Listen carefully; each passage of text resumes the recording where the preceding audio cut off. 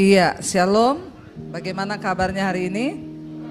Luar biasa karena kita punya Tuhan yang luar biasa.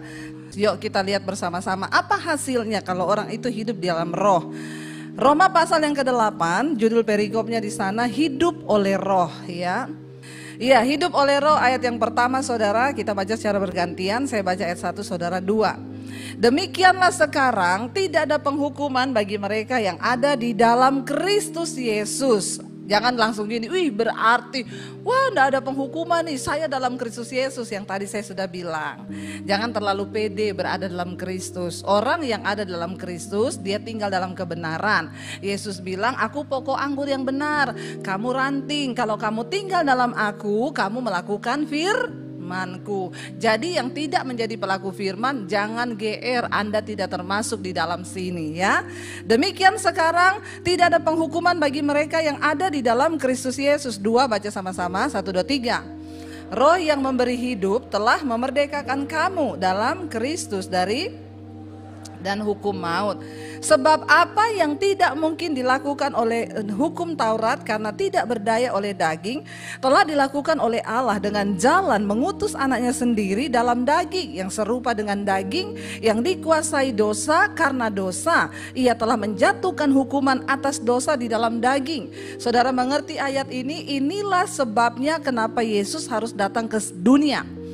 Karena semua manusia yang sudah berdosa harus dijatuhkan hukuman atas daging, yaitu maut.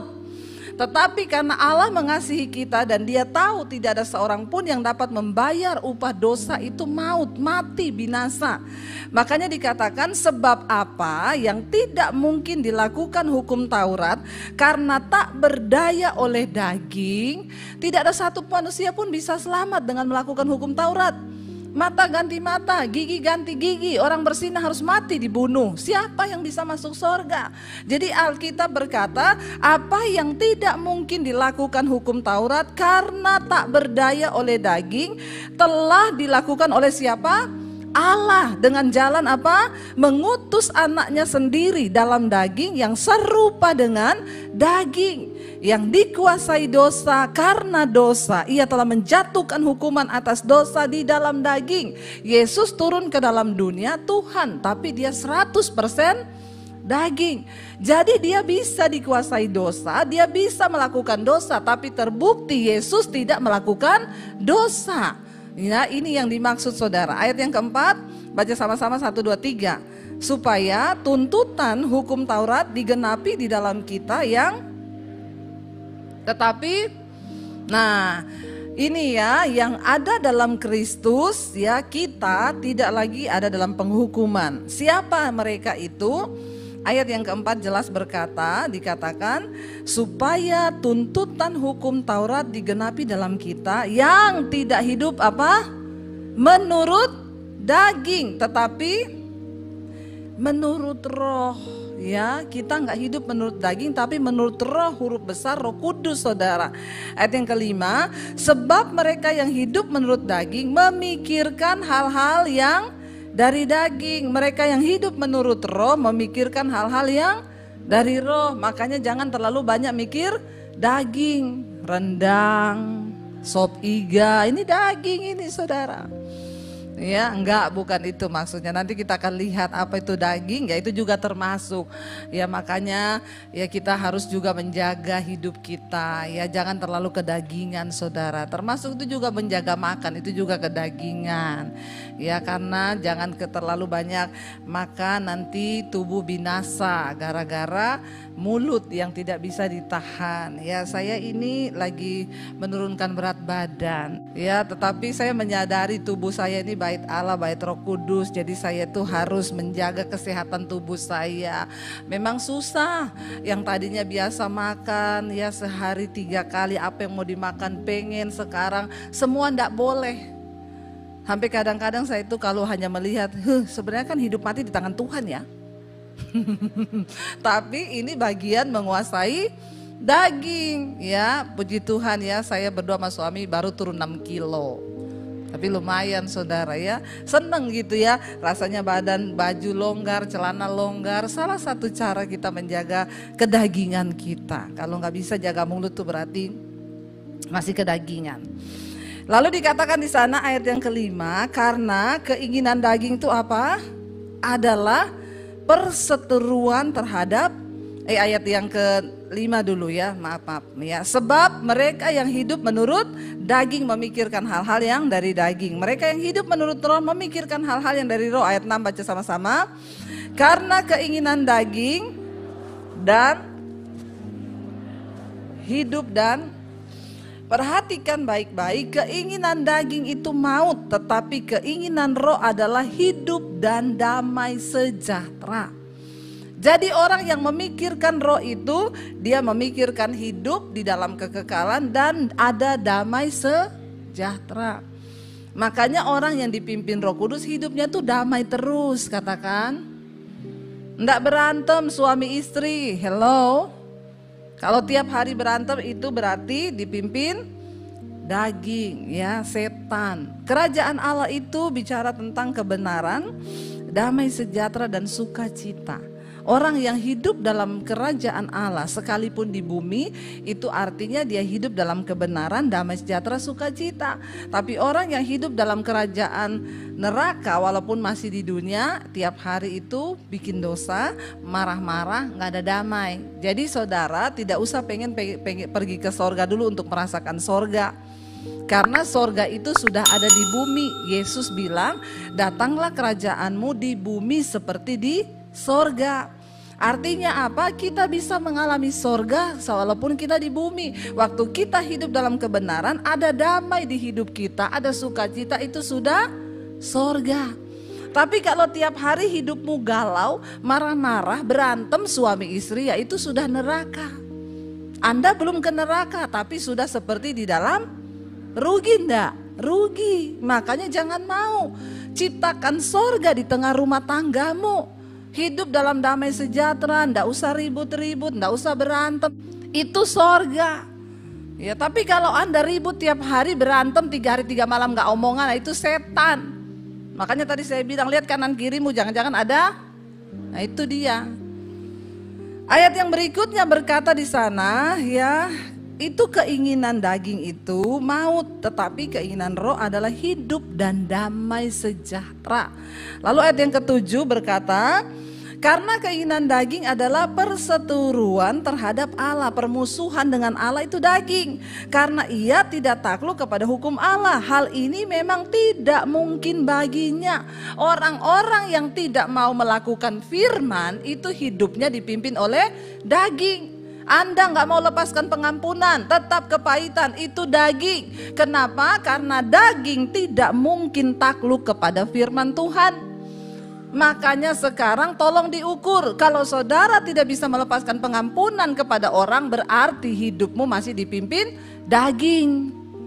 Ya, lepaskan pengampunan. Karena daging itu nggak mau tertunduk takluk kepada firman. Karena hal itu tidak mungkin baginya. Nggak mungkin orang-orang hidup dalam daging bisa tunduk pada firman. Ayat yang berikutnya dikatakan, mereka yang hidup dalam daging tidak mungkin apa? Berkenan kepada Allah. Makanya jangan hidup dalam daging, karena nanti kita tidak berkenan kepada Allah. Lalu ayat yang ke-9, tetapi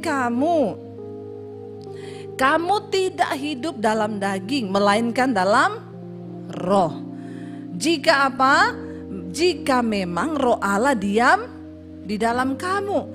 Tetapi jika orang tidak memiliki roh Kristus, ia bukan. Nah, sekarang kita lebih dipertajam. Tadi ayat 1 dibuka dengan barang siapa menjadi milik Kristus, tidak ada penghukuman lagi bagi kita. Siapa orang-orang yang menjadi milik Kristus itu?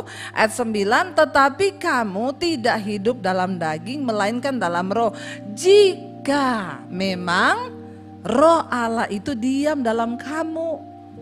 Jadi jangan ngaku-ngaku. Karena banyak orang mengaku Kristen, milik Kristus, tapi roh Allah tidak diam dalam dirinya. Jika memang roh Allah diam dalam kamu, tetapi jika orang tidak memiliki roh Kristus, ia bukan milik Kristus. Jadi sekalipun Kristen KTP-nya, Kalau dia tidak memiliki roh Allah, roh Kristus itu dia bukan milik Kristus. Nah, itu tandanya apa, Bu? Yaitu tadi, dia hidup dalam daging atau dalam roh. Lalu ayat 10 berkata, kita baca sama-sama 1, 2, 3. Tetapi jika Kristus ada di dalam kamu, maka tubuh memang mati karena dosa, tetapi roh adalah kehidupan oleh karena kebenaran. Memang kita semua ini harusnya mati karena dosa. Tetapi di dalam Kristus memang kita ini semua sudah mati. Karena kita semua sudah berbuat dosa, kehilangan kemuliaan Allah. Bahkan kita dikandung di dalam kandungan ibu kita, kata firman Tuhan, kita dikandung di dalam dosa. Tetapi bersyukur karena Yesus datang, kita menerima dia sebagai Tuhan dan Juru Selamat, kita dibaharui. Karena itu firman ini berkata, ya tetapi Kristus ya, tetapi kamu tidak lagi hidup dalam daging, melainkan di dalam roh. Ya, tetapi jika Kristus ada dalam kamu, maka tubuh memang mati karena dosa, tetapi roh itu adalah kehidupan karena kebenaran. Kita dibangkitkan dalam hidup yang baru. Ayat 11 dikatakan, dan jika roh dia yang membangkitkan Kristus dari antara orang mati diam dalam kamu, maka ia yang telah membangkitkan Kristus Yesus di antara orang mati juga akan menghidupkan juga tubuhmu yang fana itu oleh rohnya yang diam di dalam kamu. Saudara, ini firman sangat luar biasa. Alkitab berkata roh yang membangkitkan Kristus dari kematian ada di dalam hidup saudara dan saya. Itu wow gak? Wow banget. Nah, kalau roh yang membangkitkan Kristus dari kematian itu ada dalam hidup kita, tidak mungkin kan saudara gak bisa lepas dari rokok, saudara gak bisa lepas dari kenajisan, gak mungkin saudara gak bisa lepas dari amarah, tidak mungkin saudara gak bisa bangkit dari hidupmu yang lama, gak mungkin saudara tidak diberi kuasa untuk menang atas setiap dosa. Kenapa? Ini roh yang membangkitkan Kristus dari kematian. Wow gak? Wow banget, ini loh rahasianya. Makanya saya nggak percaya kalau ada orang datang, Bu, bagaimana caranya ya Bu, saya ini jatuh terus di dalam dosa Bu, ya pengen keluar, pengen bangkit, tetapi nggak bisa. Saya bilang bisa, kamu aja yang nggak mau mendekatkan diri dengan Tuhan. Kalau kamu mendekatkan diri dengan Tuhan, maka tubuh ini memang mati karena dosa, tapi roh kita dihidupkan kembali di dalam kebenaran. Ini roh yang membangkitkan Kristus loh dari antara orang mati. Gak mungkin saudara yang mau berhenti rokok dia gak bisa mampukan saudara. Gak mungkin saudara yang terikat dengan marah-marah, saudara pengen sabar gak bisa. Tidak mungkin. Yesus saja yang mati dibangkitkan oleh roh yang berkuasa itu. Karena itu dia juga sanggup membangkitkan hidup kita dalam hidup yang baru. Jangan ada yang berkata gak bisa Bu, saya tuh selingkuh udah lama. Ya ada orang-orang yang datang kepada saya, Bu, gak bisa, saya udah coba, saya juga tahu, saya dengar khotbah ibu Bu, tapi bagaimana ya Bu, saya gak bisa lepas ini perempuan Bu, saya sudah terlanjur cinta, pret. Saya cuma bilang ya, jangan bermain-main dengan kasih karunia. Kalau engkau hidup menuruti daging, engkau akan mati. Bapak jangan sampai Bapak mati binasa, ia lagi melakukan kenajisan tiba-tiba mati. Itu karena salahmu sendiri. Jangan sampai engkau menjadi orang yang ditentukan untuk binasa. Siapa orang yang ditentukan untuk binasa? Roh Kudus sudah tegur, bertobat, gak mau bertobat. Akhirnya dia ditentukan untuk binasa. Saya berdoa untuk semua bapak-bapak di tempat ini. Ya, jangan coba-coba melakukan dosa-dosa kenajisan, perselingkuhan. Ya, benar-benar saudara, hari-hari ini tuh benar-benar menghancurkan rumah tangga. Jangan sampai ada di antara kita, para perempuan juga di sini ya, mau ibu-ibu, mau yang muda, jangan jadi pelakor. Ya, sekarang banyak anak muda udah gak mau kerja, maunya jadi pelakor, ngerebut suami orang, lumayan, gak usah kerja, dibeliin apartemen. Hei, engkau memperoleh dunia dan segala isinya, tapi kamu kehilangan nyawamu. Buat apa engkau binasa di neraka? Amin. Bapak-bapak bertobat, amin. Ya benar saudara, ayo kita berlomba hidup dalam kekudusan. Biar hidup kita dikuasai oleh Roh Kudus. Roh Kudus mampu, tidak ada yang mustahil. Engkau tinggal ngomong, Tuhan aku mau keluar dari dosa ini, aku mau keluar dari dosa ini. Ketika engkau mau, maka Tuhan akan memampukan. Ya tadi malam saya bacakan di mesbah doa ada kesaksian seorang ibu. Bu, saya ini seorang ibu, saya terikat dengan perselingkuhan 10 tahun ya. Lalu di masa pandemi saya banyak waktu di rumah nggak keluar-keluar, jadi saya lihat-lihat khotbah lah di YouTube ya. Saya dengar khotbah ibu, tapi ketika saya dengar saya cepat-cepat skip. Karena saya enggak mau, ibu tuh kalau khotbah selalu ngomong perselingkuhan, persinahan. Ya karena itu kasus yang terbanyak hari-hari ini yang saya layani saudara. Yaitu di WA saya itu yang masuk puluhan ribu. 80% kasus perselingkuhan semuanya. Makanya saya bilang di gereja itu masih banyak setan. Ini orang-orang ke gereja semua nih yang konseling nih. Bahkan ada yang majelis, ada yang pengerja, ada yang full time. Wah macam-macam saudara. Tapi dia bilang, tapi saya mau dengar khotbah ibu. Tapi ketika ibu sudah bicara perselingkuhan saya skip. Karena saya masih terikat dengan dosa itu. Tapi lama-lama saya pikir, sampai kapan saya hidup kayak begini. Akhirnya saya cobalah dengar bu. Puji Tuhan saya dilawat Tuhan, saya dijamah Tuhan. Akhirnya saya dilepaskan dari dosa perselingkuhan. Saya putuskan selingkuhan saya. Dulu saya kalau jatuh, saya bertobat jatuh lagi bu. Tapi sekarang enggak. Saya bersyukur setiap malam saya dengar mesbah doa. Setiap kali di mesbah doa ibu tuh berdoa. Roh kenajisan, percabulan tuh rasanya saya dikuatkan lagi bu. Jadi setiap hari roh saya isi. Bagaimana mungkin mau lemah? Kenapa menjadi lemah? Karena yang diisi daging. Rohnya gak pernah diisi. Saudara bersyukur sekarang ada YouTube. Saudara mau bangun iman sudah ada semua. Ya, mau cari apa lagi? Tinggal kita nih mau atau tidak, roh kita dibangun. Tinggal kita ini ya niat apa enggak untuk berubah. Saya berdoa, saudara jangan merasa aman hari-hari ini. Kita pikir, oh pandemi sudah lewat, oh udah gak ada corona berarti gak akan mati, hati-hati. Yesus berkata, di saat orang merasa aman, semua damai, saat itulah dia akan segera datang. Sekarang Injil kerajaan Allah sudah diberitakan lewat YouTube. Seluruh dunia mendengar.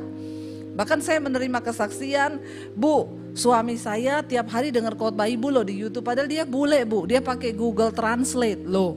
Orang-orang yang malah Injil ini sudah tidak terbatas sekarang. Semua bisa mendengar. Yesus bilang tanda kedatanganku kali yang kedua. Akan ada perang, akan ada bencana. Itu semua sudah terjadi. Tetapi itu belum kesudahannya. Setelah Injil ini diberitakan ke segala makhluk, ke segala bangsa, barulah tiba kesudahan zaman. Dengan media ini, Injil diberitakan ke segala makhluk. Yang dengar mesbah doa di Yunani ada, di Arab Saudi ada. Sampai saya ditunggu, bu kapan mau ke Yunani? Aduh tunggu dulu ya. WTC aja jarang saya datangi. Apalagi ke Yunani sudah kejauhan ya. Tapi Injil diberitakan. Orang-orang bertobat menerima kabar baik. Jangan saudara tertidur. Kalahkan kedaginganmu. Kalau ada roh Allah dalam hidup kita, kita dimampukan. Ayat yang berikutnya, ayat yang ke-12 baca sama-sama. Jadi saudara-saudara kita adalah orang berhutang. Tetapi jika dikatakan apa? Kita adalah orang-orang berhutang tetapi bukan kepada daging supaya hidup menurut daging. Kita ini semua berhutang. Tapi bukan hutang kepada daging. Makanya stop melakukan perbuatan daging. Ya ayat 12 berkata, jadi saudara-saudara kita ini orang-orang berhutang tetapi bukan kepada daging supaya kita hidup menurut daging. Ayat 13 berkata, sebab jika kamu hidup menurut daging kamu akan mati. Tetapi jika oleh roh kamu mematikan perbuatan-perbuatan tubuhmu, kamu akan hidup. Orang yang hidup menurut daging akan mati, binasa. Tetapi kabar baiknya dikatakan, jika oleh roh kamu mematikan perbuatan-perbuatan tubuhmu, maka kamu akan hidup. Jadi hanya dengan hidup dipimpin roh kita bisa mematikan perbuatan daging. Jangan menyerah saudara ya. Daging ini sama setan beda. Bayangkan tantangan hidup kita. Kita ini sudah harus melawan setan, harus melawan daging lagi. Tapi orang-orang yang ditunggangi setan kayak tadi yang diganduli roh itu tuh dia pasti karena dia hidup mengikuti daging. Makanya ada celah. Setan menumpangi hidupnya. Jadi keinginan daging itu kan telah nyata, firman Tuhan bilang percabulan, kenajisan, iri hati, amarah, dendam, keserakahan, pertikaian, perseteruan. Nanti saudara pulang baca dalam Galatia 5 itu ada. Nanti saudara lihat kalau masih ada dalam hidup kita semua itu, maka bertobatlah. Itu daging, itu bukan setan. Orang yang selingkuh jangan bilang nih gara-gara setan bu. Setan bilang enak di lu sial di gua. Lu yang selingkuh, gua yang salah. Itu daging, bukan setan. Itu daging. Makanya saya selalu ingetin, makanya di gereja-gereja besar, kadang-kadang setan sudah tidak mengganggu, setan cuma kontrol saja. Setan bilang lancar ibadah, lancar coy. Ya, nggak usah diganggu kata setan. Kenapa? Dagingnya udah gede. Kita tinggal kipas saja. Hati-hati saudara, orang yang hidup menurut daging tidak mungkin berkenan kepada Tuhan. Tapi jika oleh roh kamu mematikan perbuatan dagingmu, maka kamu akan hidup. Makanya jalan satu-satunya supaya kita bisa hidup dalam perkenanan Tuhan, matikan dagingmu. Caranya gimana bu? Hidupkan rohmu. Isi roh kita dengan hal-hal yang rohani. Banyak pujian, penyembahan, dengerin khotbah, dan yang terutama menjadi pelaku firman. Dengerin khotbah juga kalau hidupnya gak berubah, percuma. Ada yang WA saya, bu itu ya saya punya kakak selalu dengerin khotbah ibu tapi kelakuannya gak berubah bu. Ya heran saya padahal dengerin khotbah ibu terus, bawa sini saya baptis ulang, saya rendam 20 menit. Supaya dia buka mata langsung di rumah Bapa di sorga. Lebih baik tubuhnya binasa tapi jiwanya selamat daripada hidup jadi batu sandungan. Benar nggak saudara? Ya saya bilang orang mau melakukan firman atau tidak yaitu keputusannya dia. Saya cuma khotbah, tapi kalau kamu mau dia benar-benar diselamatkan bawa sini. Benar saya baptis tuh orang. Ya saudara, jangan sampai kita ini cuma dengar firman tapi nggak pernah melakukan. Ya amin-amin di gereja, pulang lupa semua. Berubah, bangun manusia rohmu. Kenapa? Cuma orang yang rohnya hidup, yang hidupnya berubah, yang bisa masuk dalam kerajaan sorga. Masuk sorga itu tidak gampang. Masuk istana presiden saja tidak gampang, apalagi mau masuk kerajaan Allah. Kita harus benar-benar mematikan kedagingan. Ya, dengan roh yang engkau hidupkan. Ini loh Tuhan makanya berkata Roh Kudus akan beri kamu kuasa. Ya dikatakan di sana kita ini orang yang berhutang bukan pada daging untuk hidup menurut daging tetapi pada roh. Ayat yang ke-14 baca sama-sama. Semua orang yang dipimpin roh Allah adalah anak Allah. Orang-orang yang begini yang setan takut karena hidupmu dipimpin roh Allah. Tapi masalahnya tidak semua orang Kristen hidup dipimpin roh Allah. Ya kalau engkau tidak dipimpin roh Allah maka roh halus yang pimpin. Makanya bertobat, serahkan hidup dipimpin roh Allah, maka sah kita ini adalah anak Allah. Ayat yang ke-15 kita baca sama-sama, sudah mau selesai ya. Sebab kamu tidak menerima roh perbudakan yang membuat kamu menjadi takut lagi. Tetapi kamu menerima roh yang menjadikan kamu anak Allah. Oleh roh itu kita berseru, ya Aba, ya Bapa. Apa dikatakan? Roh itu apa? Bersaksi bersama-sama dengan roh kita bahwa kita adalah anak-anak Allah. Ini yang Yesus bilang sebelum dia naik ke sorga. Dia bilang kepada murid-muridnya, sebab kamu akan menerima kuasa. Kalau Roh Kudus turun atasmu, kamu akan menjadi saksi. Kenapa Yesus bilang begitu? Ternyata ayat ini berkata, karena roh itu akan bersaksi bersama-sama dengan roh kita bahwa kita adalah anak Allah. Ayat yang ke-17 baca sama-sama. Dan jika kita adalah anak, maka kita juga adalah ahli waris. Maksudnya orang-orang yang berhak menerima janji-janji Allah yang akan menerimanya bersama-sama dengan Kristus, yaitu jika kita menderita bersama-sama dengan Dia, supaya kita juga dipermuliakan bersama-sama dengan Dia. Jangan cuma klaim ayat separoh. Kita tuh pinter kalau ngeklaim ayat. Sebab kalau aku anak, aku juga ahli. Enak banget ya kalau ngomong begitu ya.